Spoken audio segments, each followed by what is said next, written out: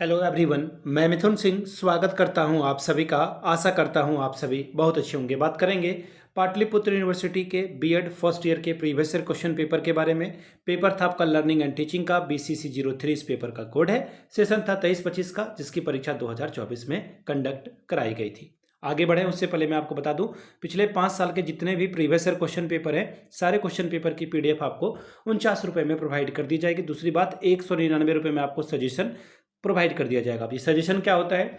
Suggestion यानी कि very very important question, ऐसे सवाल जो एग्जाम के पॉइंट ऑफ व्यू से बहुत इंपॉर्टेंट है, आंसर के साथ आपको प्रोवाइड कर दिया जाता है, जिसमें आपका PYQ फ्री ऑफ कॉस्ट आ जाएगा। अब ये देखिए सजेशन तैयार कैसे होता है, तो सजेशन पिछले 10 साल के PYQ को स्कैन करके तैयार किया जाता है। दूसरी बात, आपका जो लेटेस्ट एग्जाम पैटर्न है उसको ध्यान में रखा जाता है। तीसरी बात, आपका सिलेबस क्या कह रहा है, सिलेबस में कौन कौन से टॉपिक है, और आखिर में मेरा खुद का एक्सपीरियंस, मैंने BEd एमएड कर रखा है। पिछले 2-3 सालों से अलग अलग यूनिवर्सिटीज़ में सजेशन देने का मैं काम कर रहा हूँ। बिहार के जितने भी यूनिवर्सिटीज़ हैं, पाटलिपुत्रा, पटना हो, पूर्णिया विश्वविद्यालय हो, LNMU हो, तिलका मांझी हो, बिहार विश्वविद्यालय, इन जगहों पे मैंने सजेशन दिया है और काफ़ी अच्छी सफलता मुझे मिली है। अगर आप भी सफलता के भागीदार बनना चाहते हैं तो यहाँ से मेरी email ID आप देख लें, yourmithunSingh@gmail.com पे आप मुझे मेल कर सकते हैं। इंस्टा पे अगर आप हो, डू फॉलो मी @imithunSingh। बाकी आप मुझे व्हाट्सअप कर सकते हैं 7979054474 पे। तो चलिए एक एक करके देख लेते हैं कि किस तरह के सवाल 2024 में पूछे गए थे। ये रहा आपका लर्निंग एंड टीचिंग वाला पेपर। यहाँ से आपको देखिए दिख रहा होगा BCC 3 इस पेपर का कोड है, और यहाँ से आपको देखिए एग्जाम आपका 2024 में हुआ था, सेशन था 23-25 का। लर्निंग एंड टीचिंग का ये पेपर है, पेपर का कोड आपको यहाँ से दिख रहा होगा। 3 घंटे का वक्त, 80 नंबर का ये पेपर है। 36 आप लाते हो तो आपका काम बन जाएगा, पास हो जाओगे आप। सेक्शन A की बात कर लेते हैं, ऑब्जेक्टिव टाइप के सवाल है। और पहला सवाल देखिए क्या बोला गया है, dash refers to a condition that prompts us to act और बिहेव। देखिए, डैश हमें उस परिस्थिति का बोध कराती है जिसके कारण हम किसी प्रकार की उपेक्षित व्यवहार जन क्रिया करने को हमें बाध्य होना पड़ता है। तो मोटिवेशन है, और इसी में आवश्यकता आप समझ लो, चालक समझ लो, उद्दीपन इसी के अंतर्गत आ जाएगा। मोटिवेशन आपको मिलेगा तभी आप काम कर पाते हो। ऑप्शन बी आपका सही आंसर है। When the work learn in a one situation interrupts the other situation, what is is called. ये सवाल रिपीटेड है, ये सवाल दोबारा रिपीट हो चुका है। देखिए, जब आप कोई काम करते हो तो दूसरे काम को करने में वो बाधा उत्पन्न करे या बाधा डाले, इसे हम लोग कहते हैं नेगेटिव जो है टीचिंग ट्रांसफर, यानी कि नकारात्मक शिक्षण स्थानांतरण, इसे कहा जाता है। Option B. इसी सवाल को दूसरे तरीके से पूछा जा सकता है कि जब आपने कोई एक चीज़ को सीखा, कोई एक लर्निंग सीखी, एक स्थिति के लिए किसी सिचुएशन को सीखा, दूसरी स्थिति में वो जो है बाधा न बनकर उसके लिए सहयोग कर दे, तो उसे हम लोग क्या कहेंगे, उसे हम लोग सकारात्मक कहेंगे। तो सवाल इस तरह से पूछा जाएगा तो आप आंसर ठीक से करिएगा। अनसीखी अभिप्रेरणा डैश अभिप्रेरणा का दूसरा नाम है। तो देखिए, ये आंतरिक है, जो चीज़ आपने सीखी भी नहीं है वो आपके अंदर से आएगा, इंस्टिंक्ट इसका सही जवाब है।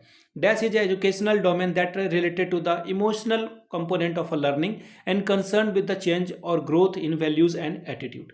आंसर मिल चुका होगा, मैं अभी आपको बता देता हूँ। बात हो रही है भावनात्मक की, और आपने जो है अच्छे से इसके बारे में पढ़ रखा होगा। किस साइकोलॉजिस्ट के बारे में बात कर रहा हूँ, जहाँ पे उन्होंने साइकोमोटर अफेक्टिव डोमेन के बारे में बात किया है, तो आप समझ जाओगे इसे। आंसर आपका देखिए क्या है, इमोशन की बात हो रही है, वैल्यूज की बात हो रही है, ये सब भावात्मक पक्ष है, अफेक्टिव मोटर है। ब्लूम्स टेक्सोनोमी में आपने इसे पढ़ा होगा, तो आंसर आपका क्या हो जाएगा, भावात्मक। ये आपको टिक करना था। अगला सवाल, who is referred as the father of operant conditioning. Operant conditioning के बारे में किसने बात की है? BF Skinner. ये सवाल भी रिपीटेड है, ये भी सवाल क्या है, रिपीटेड है। BF स्किनर के द्वारा जो है ये बात कही गई थी। A good teacher has a power to change lives with their education, true और फॉल्स। ये भी सवाल रिपीटेड है। एक अच्छा शिक्षक अपनी शिक्षा से जीवन बदलने की शक्ति रखता है, सही अथवा गलत। ऑब्वियसली सही आंसर है, ट्रू होगा इसका आंसर। 2019 के सवाल को यहाँ पे मुझे लग रहा है कि सारे सवाल रिपीटेड है। Which of this are not process related to factor. देखिए, ये सवाल भी रिपीटेड है। अभी मैं आपको क्या बताऊं, ये सारे सवाल रिपीटेड है। नवीन ज्ञान को पूर्व ज्ञान से जो है संबंधित करना, ये जो है अच्छी बात है। एक विषय क्षेत्र के दूसरे से समन्वय करना, ये भी सही बात है। अभ्यास कार्य करने और दोहराने से भी ठीक है। लेकिन ये जो ऑप्शन है ना, ये सबके लिए अलग अलग होता है। आपकी जो मानसिक क्षमता है, मेंटल कैपेसिटी है, सब बच्चे के लिए अलग अलग होती है। आंसर आपका जो है ये कारक ये नहीं बन सकता है। ऑप्शन डी आपका सही है। अगला है, methodology of providing learning experiences comes under process factor affecting learning। अधिगम के अनुभव को प्रदान करने वाली कार्य प्रणाली अधिगम को प्रभावित करने वाली प्रक्रिया से संबंधित कारक के अंतर्गत आती है अथवा नहीं। यह सवाल आपसे जो है पूछा गया था। तो देखिए ये आंसर बिल्कुल सही है, ये आती है, इस प्रक्रिया के अंतर्गत ये आएगी। Learning is acquisition of a knowledge that is always gain through study. अधिगम जो है ज्ञान का अधिग्रहण है जो हमेशा अध्ययन के माध्यम से प्राप्त होता है। गलत बात है भाई, फॉल्स। ये जो स्टेटमेंट है ये फॉल्स है। इसकी वजह क्या है भाई? फॉल्स होने की वजह ये क्या है कि आप कभी भी किसी को लर्निंग जो है सिर्फ क्लासरूम में कराओगे, ऐसी बात नहीं है। आप देखना बहुत सारे बच्चे ऐसे होते हैं जो कभी स्कूल नहीं गए, लेकिन उनको अगर सब्जी तोलने के लिए 250 ग्राम 150 ग्राम फटाफट वो हिसाब के कैलकुलेट कर पाते हैं। सारा खेल प्रैक्टिस का है। अगला सवाल, which theorist believe that while the ages at which children mature vary somehow, all children go through 4 stages of a cognitive development that occur after certain neurological changes। सीधा सीधा आंसर है प्याजे। अभी आपको समझा देता हूं।